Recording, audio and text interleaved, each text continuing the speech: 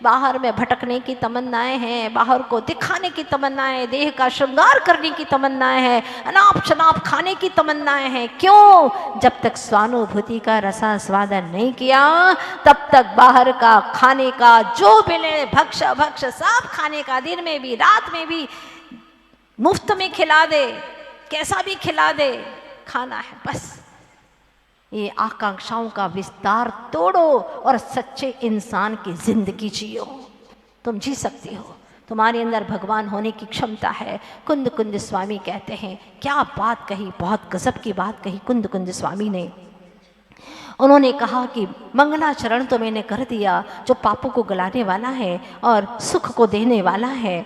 ऐसा यह मंगलाचरण ग्रंथ की निर्विघ्न समाप्ति के लिए, नास्तिकता का परिहार करने के लिए, शिष्टाचार का परिपालन करने के लिए, उपकार का स्मरण करने के लिए, पुण्य की प्राप्ति के लिए और शिष्य के अनुग्रह के लिए यह मंगलाचरण तो कर दिया। यह ग्रंथ बहुत प्रामाणिक है। इसका उन्होंने प्रामाणिकता के 3 चिन्ह दिए। पहला, अनादि निधन परंपरागत आगम से प्रकट हुआ है, इसलिए यह प्रामाणिक है। दूसरी बात, सकल पदार्थ का साक्षात्कार यहाँ पर करने वाले प्रभु की दिव्य ध्वनि से यह वाणी निकली है, इसीलिए यह प्रामाणिक है। तीसरी बात, स्वयं अनुभव करने वाले शुद्ध केवली भद्रबाहु ने ही इसे बताया है, इसलिए परम प्रामाणिक ग्रंथ है। इतना श्रद्धान करना, विश्वास करना। अगर विश्वास नहीं है तो फिर पढ़ने का आपको वो आनंद नहीं आएगा, कोई औचित्य नहीं होगा। कई बार पढ़ा, कई बार मंदिर गए, कई बार जाप किए, आप लोगों ने पूजा पाठ किए,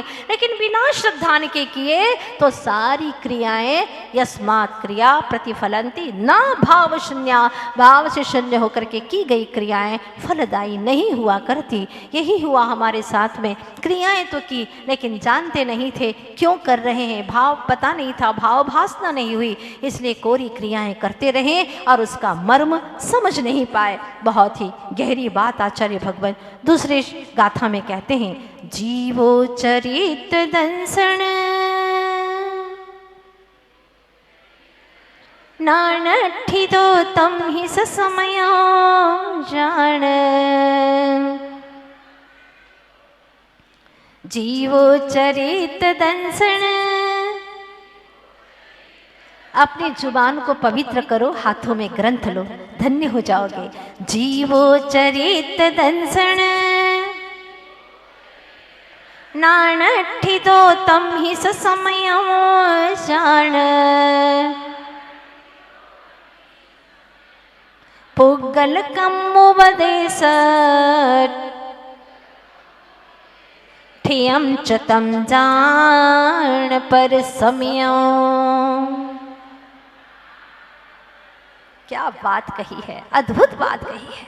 समय सार को कहूँगा, समय प्राभृत को कहूँगा, ये बात की, वो भी मैं अपने मन से नहीं, केवली श्रुत केवली भगवंतों के, जो श्रुत केवली भगवंत ने कहा है वही मैं कहूँगा, इसलिए बहुत प्रामाणिक बात कहूँगा। वह समय की बात कहूँगा। तो स्व समय कौन और पर समय कौन? आप लोग बोलते हैं ना कई बार, ये मेरा समय है, मेरा अपना समय में बिगाड़ नहीं सकता, मुझे अपना इतना टाइम मिला है, उसमें मुझे ये काम करना है ना। आज तक तुमने स्व अपना समय जाना है क्या? क्या है अपना समय? किसे कहते हैं अपना समय? तुम्हारा अपना समय क्या है? कुंद कुंद स्वामी कहते हैं कि जो जीव चारित्र दर्शन और ज्ञान में स्थित है, जिसका उपयोग अपने सम्यक दर्शन, सम्यक ज्ञान, सम्यक चारित्र में स्थित है, उसको स्व समय जानो। अब बताओ, तुम्हारा अपना कभी कोई समय हुआ?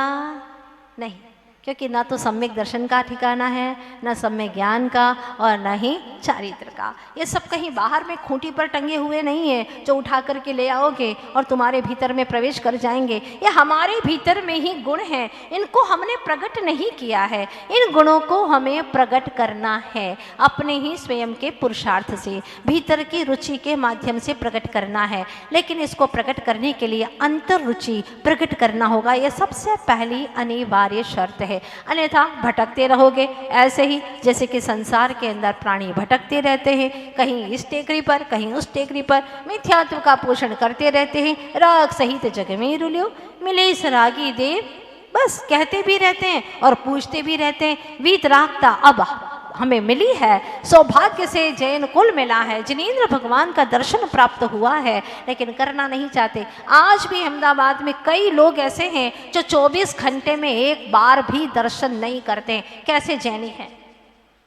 ऑफिस के लिए 25 किलोमीटर जा सकते, लेकिन दर्शन के लिए 5 किलोमीटर नहीं जा सकते। ध्यान रखना, जिनके लिए मंदिर दूर है उनके लिए नरक बहुत पास है।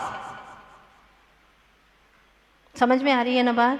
हाँ, अपने बच्चों को, अपने पड़ोसियों को, अपने रिश्तेदारों को ये सूचना पहुंचाइए। आप मंदिर दूर क्यों लग रहा है? और यहाँ पर तो आपके यहाँ विश्वविद्यालय में सबसे अच्छा काम हो गया, इतना सुंदर जिनालय विराजमान हो गया, ऐसा लगता है कि देखते ही रहो, जैसे कि कोई अकृत्रिम चैत्यालय ऊपर से यहाँ पर विराजमान हो गया हो। दर्शन भी हो जाए, भगवान की भक्ति भी हो जाए। अगर चातुर्मास के दरमियान ये नहीं किया, तुम्हारी सारी जिंदगी ऐसे ही शून्य से चली जाएगी, खत्म हो जाएगी। नहीं तो इधर उधर भागते रहोगे। जैसे कि एक व्यक्ति पहुंच गया ज्योतिष के पास में, साहब पुरोहित जी आप देख लो, मैं बहुत परेशान हूँ। क्या हो गया? क्या बताऊँ, इन दिनों में बहुत परेशानी चल रही है। काहे की परेशानी है? धंधा ही नहीं चल रहा है, धंधे में बरकत ही नहीं हो रही है। हाँ, ग्राहक आते और देख करके चले जाते, बोनी तक नहीं होती। इतना परेशान हो रहा हूँ, तो आप कुछ कर दो ना। उसने कहा देखो तुम्हारी कुंडली मुझे दे दो।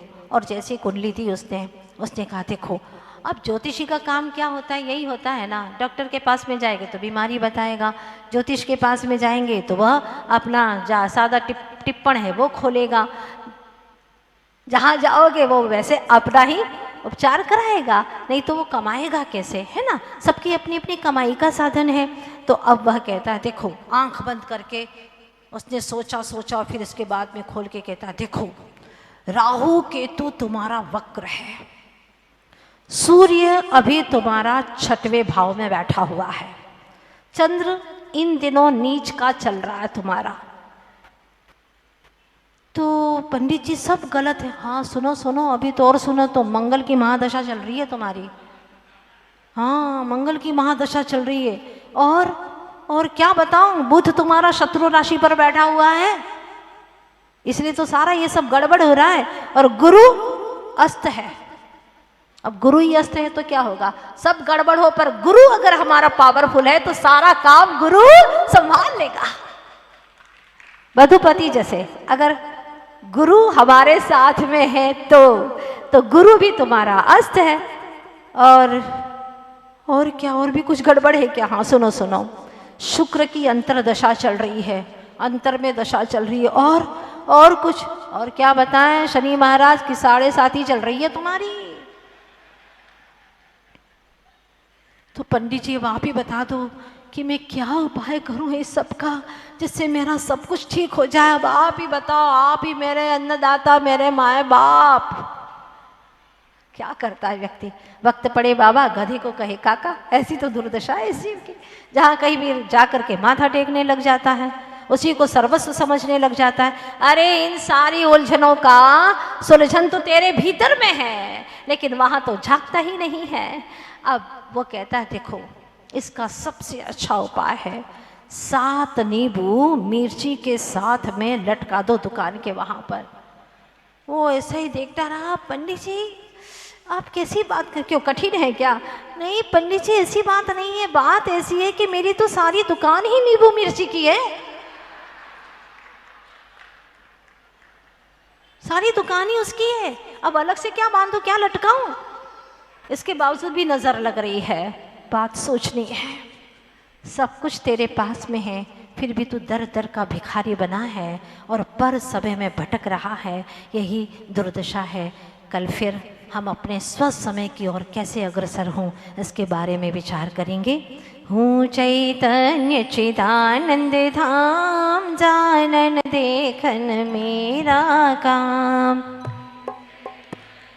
हो पहचान लीन रहो निज में अविराम, हो जाओ निर्मल निष्काम, अनंत शाश्वत सिद्ध समान, हो चैतन्य चिदानंद।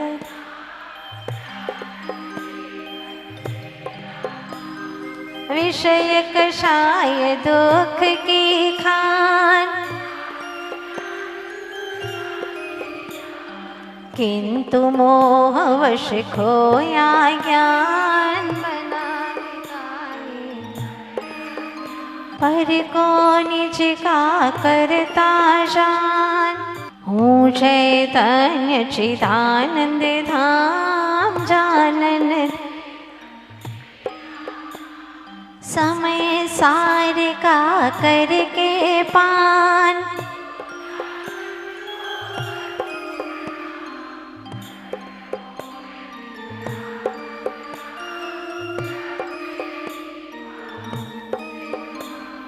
हूँ चैतन्य चिदानंद धाम, निश्चय नय से हूँ भगवान, कहे गुरु तो स्वयं महान, हूँ चैतन्य चिदानंद धाम।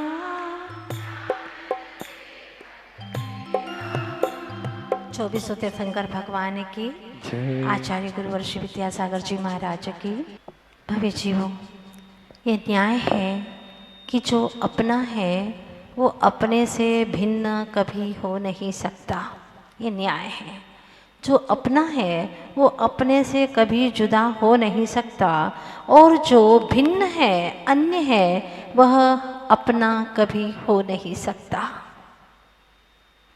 जो भिन्न है, जो अन्य है, जो पर द्रव्य है, वह मेरा हो नहीं सकता, और जो मेरा है वो मुझसे कभी भी अलग हो नहीं सकता।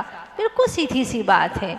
जो अपना है वो अपना ही है, जो अपना है वो अपना ही है, सदा साथ है।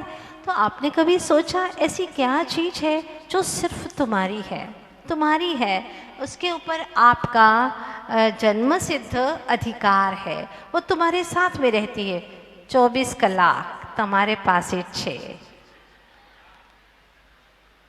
बोलो क्या वस्तु है वह? वो वस्तु है? वो कोई चीज है? बोलो ना। नहीं। हाँ, आत्म तत्व को भी वस्तु कह सकते हैं, कोई बाधा नहीं है, लेकिन मेरे पास है ये कहने का मतलब ये है कि मैं अलग हूं और वो कोई चीज अलग है। मेरे पास में है, कौन सी चीज है? कोई है ऐसी चीज आपके पास में, कोई वस्तु, कोई तत्व जो तुम्हारा हो, सदा तुम्हारे साथ रहता हो? सोचा कभी आपने? तुम तो आत्मा हो, ठीक है ना, ये बात तो पक्की है, यहाँ और कोई दूसरी बात ही नहीं है। और सच यही है, अनंत काल से यही सच है कि मैं आत्मा था, आत्मा हूँ और आत्मा ही रहूँगा, और कोई दूसरी बात है ही नहीं। तो ऐसी क्या चीज़ है मुझ में जो सदा मेरे साथ में है, जो मेरा साथ कभी छोड़ती ही नहीं है? मेरा ज्ञान, मुझ में जो अनंत गुण है, मुझ में जो शक्तियाँ हैं, वो मेरे सदा साथ रहती है। ये बात अलग है कि मैं इनका इस्तेमाल, इनका उपयोग किस रूप में कर पाता हूँ, नहीं कर पाता हूँ, उनको किस तरह से मैंने अप्रगट छिपा दिया है, मैंने उन्हें ढक दिया है, ये मेरी अपनी गलती है। लेकिन मुझ में हमेशा हर क्षण ज्ञान है कि नहीं है? कोई एक समय भी ऐसा रहा अनंत काल के इस प्रवाह में कि आपके पास में ज्ञान न रहा हो? नहीं। मुझ में दर्शन शक्ति है, ज्ञान शक्ति है, चारित्र की शक्ति है, वो गुण है मुझ में, सब कुछ है वह जो मुझे हमेशा एवरी टाइम चाहिए, वो सब कुछ मेरे पास में है। कहीं बाहर से कुछ लाना ही नहीं है।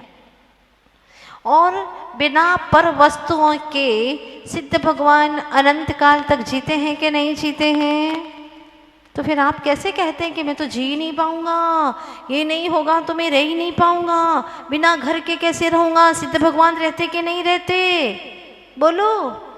शरीर अस्वस्थ हो जाएगा तो मैं रह नहीं पाऊंगा। आप अस्वस्थता की बात करते, सीता भगवान तो बिना शरीर के रहते।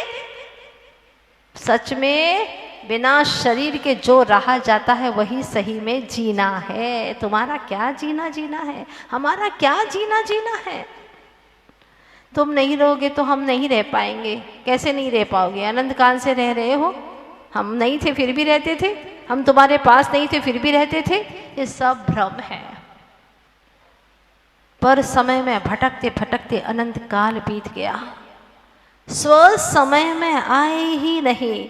और आचार्य भगवान गुरुवर श्री विद्यासागर जी महाराज ने जब समयसार ग्रंथ हमको पढ़ाया, उस वक्त इस गाथा को पढ़ाते वक्त कहा था कि पहले से 14वें गुण स्थान तक जीव पर समय है।